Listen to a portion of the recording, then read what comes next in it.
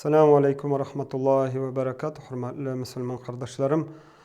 En birinci şartta Allah Rabbimizga bizden yoktan barkalan Rabbimizga maqtaw, şükranalarыбыз, hamdlarыбыз bolsa idi. Peygamberimizge köngül türlerimizden çıkan salavatlarыбыз ham selamlarыбыз bolsa idi. Allah subhanahu wa taala şoşu söyleyecek sözlerimizni faydalı, hayırlı sözlerden bularga nasip etse idi. Hayırlı ilimler bulup, indi özüme de ham sizlerge de faydalı ilim bulup, anın bilen amel kılıp, hayırlı dünyamızda da ahirette de bahatlı bularga nasip etse idi.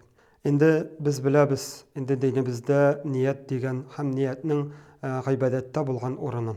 Ham har birine gıybadetini başlar aldından en birinci şartta kitaplarda yazıla, en birinci şartı ol niyettir.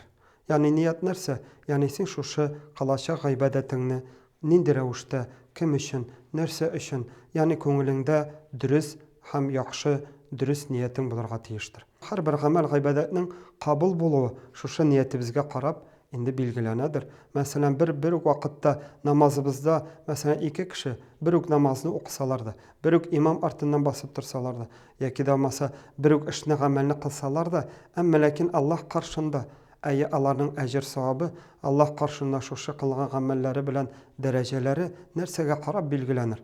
Yani indidir bizden hareketibizge gene qarab mı? Yani nedir kübrek kişi şu özünün hareket kılganda kübrek fizik güç tükkenine qarab mı?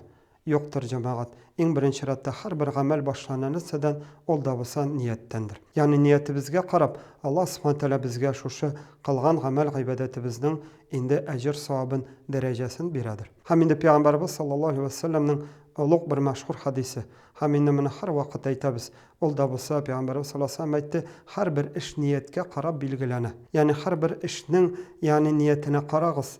Yani niyetine qarab bilgilenecekdi. Hem de yine Peygamber sallallahu aleyhi ve sellem aytdi, her bir işke niyetke qarab neticesi de ecir savabı da birilecektirdi. Hem de her bir işning ahırı niyetke qarabdır dedi. Hem de şuna göre şu hadisten biz amel gıybadette niyetinin şart hem tiyiş bulgan anladık. Hem de anın dürüst bulu ikenin anladık. Mesela oraza tutabız iken, ya Rabbim özünün rizalığını ümit edip, ya Rabbim özünün kuşkanını tınlap, ya Rabbim özünün rahmetini ümit edip, rizalığını ümit edip, ya Rabbim oraza kılırga, yani şu Ramazan ayı orazasını kılırga, ya Rabbim niyet kıldım deyip, niyetlerimizni bağlayız. Hem niyetinin oruna aytabız, ol kalbimiz.